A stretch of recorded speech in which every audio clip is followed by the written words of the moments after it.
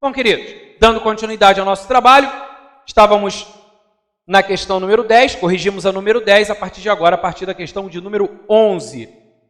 A número 11 diz assim: a respeito da organização administrativa da administração pública, julgue os itens que se seguem. A 11 diz: a relação entre a administração pública e seus administrados é caracterizada pela verticalidade. Essa número 11, ela está certa ou ela está errada? Ela está certa. Essa questão, ela versa basicamente sobre aquilo que nós chamamos de regime jurídico administrativo. Como a gente sabe, o direito administrativo é ramo do direito público, onde a gente vai perceber uma desigualdade jurídica em razão da prevalência do interesse público sobre o privado. O direito administrativo não é ramo do direito privado, é um ramo do direito público. Portanto, mais do que natural de que em várias relações onde você percebe a presença da administração, não todas, em várias, você vai perceber a existência de prerrogativas administrativas. Você percebe que aqui, quando a gente fala da incidência do regime jurídico administrativo, eu estou falando do conjunto de traços, conotações, regras de direito público aplicáveis à administração. Em suma, o regime jurídico aplicável à administração, pautado no direito público. E a gente vai perceber que esse regime jurídico administrativo, ele está relacionado a dois termos importantes. Primeiro, prerrogativas. Sim, a administração tem prerrogativas. De outro lado, ela tem também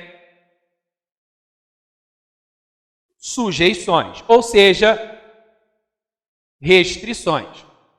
Então, a administração pública, ela tem, quando regrada, quando submetida a esse regime jurídico administrativo, aqui, claro, estou me referindo a regras de direito público incidentes sobre a administração pública, ela possui, de um lado, prerrogativas, do outro, sujeições. Essas prerrogativas estão diretamente relacionadas a um princípio que é do conhecimento de todos vocês, que é o princípio da supremacia do interesse público sobre o privado.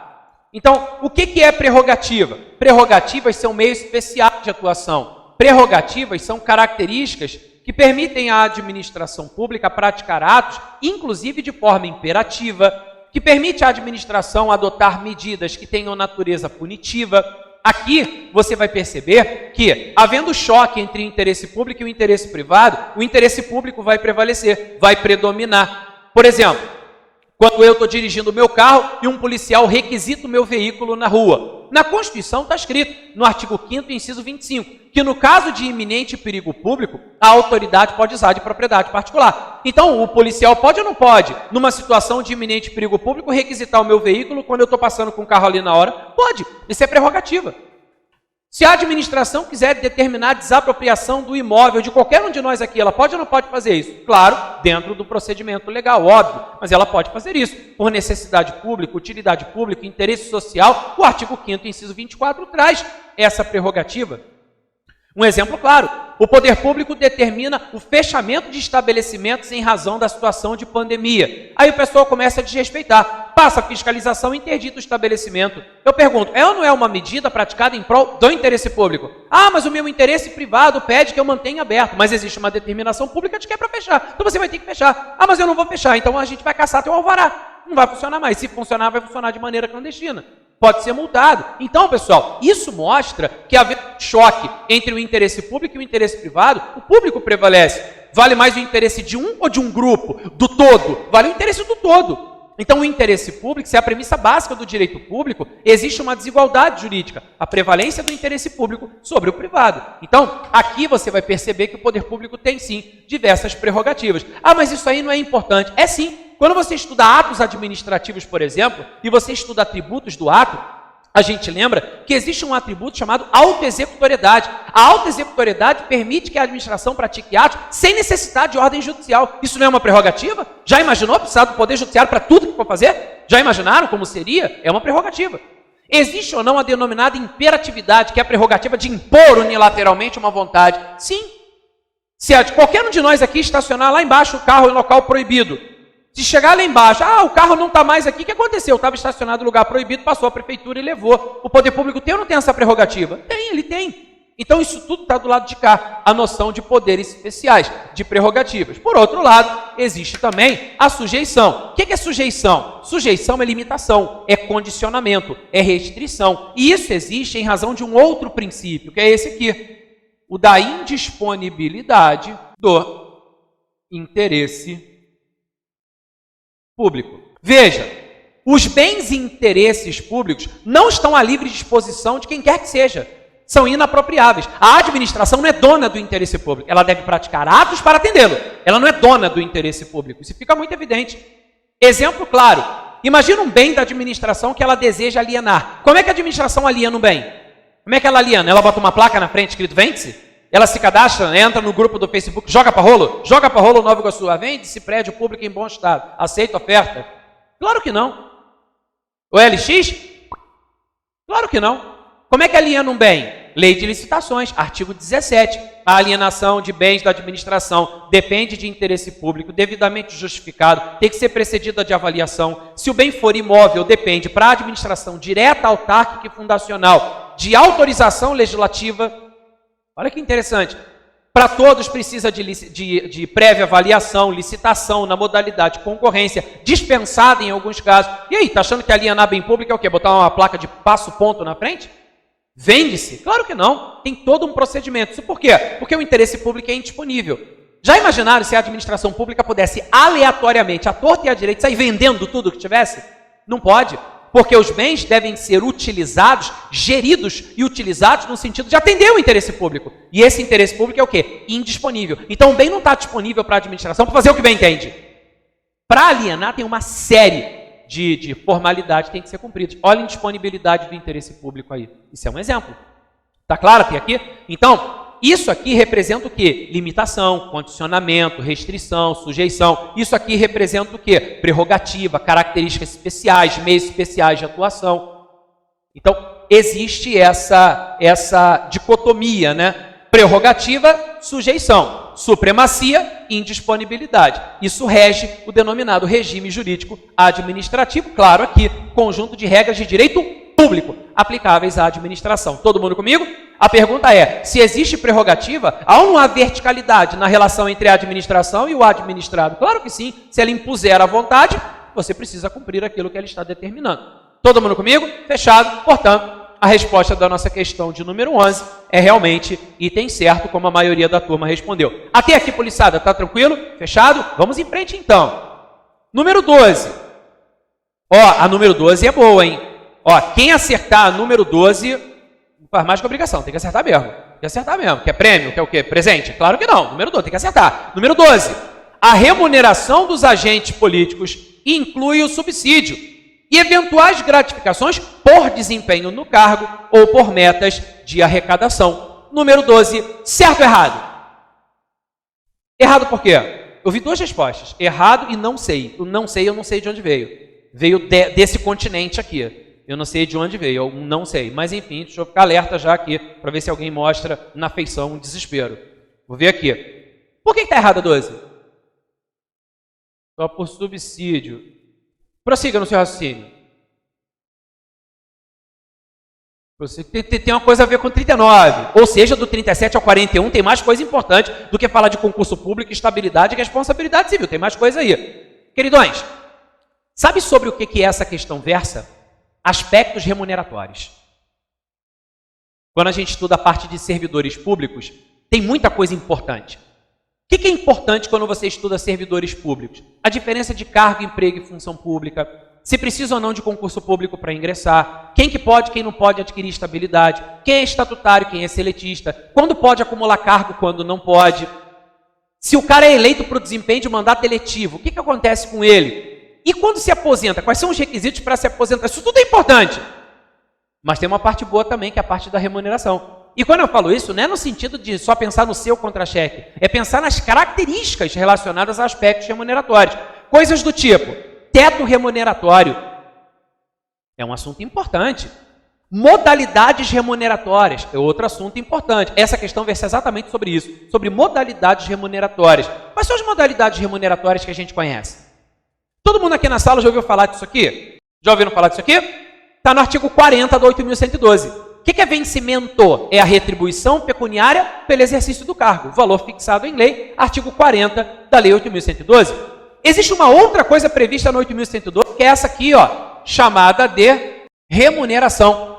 O que é remuneração? É o vencimento acrescido de vantagens pecuniárias permanentes. Aqui tem até uma equaçãozinha, né? R, e a remuneração, igual a vencimento, mais vantagens pecuniárias permanentes. Aqui, ó, remuneração, vencimento, mais vantagens pecuniárias permanentes, artigo 41 da lei 8.112. Moleza de lembrar, só lembrar que eu rezo para vocês vencerem. Então, remuneração, vencimento, mais vantagem. Quem conhece minha família sabe que eu sou super apegado aos meus filhos e lembra que Rodrigo é igual a Vitor mais Vinícius, né? Enfim, para que eu seja completo, eu preciso de todos eles. Pois bem, então veja, olha aqui, a gente tem isso aqui. Só que tem outras modalidades remuneratórias. Não dá para você estudar aspecto remuneratório só na 8.112. Você tem que partir para a Constituição. E adivinha onde? Do 37 ao 41. Lá aparecem algumas modalidades remuneratórias importantes, como, por exemplo, essa aqui. O subsídio. O que é o subsídio? É um estipêndio pago em parcela única. Não é por nada não, mas eu posso dizer para vocês que isso aqui resolve a questão. Por que ele é pago em parcela única? Pô, eu não quero receber esse negócio não. Porra, parcela única? Só recebe uma vez? Quem falou isso? Mas parcela única, não é? Não. Sabe qual é a principal diferença? A diferença é a seguinte. Olha aqui, ó. Olha aqui o subsídio.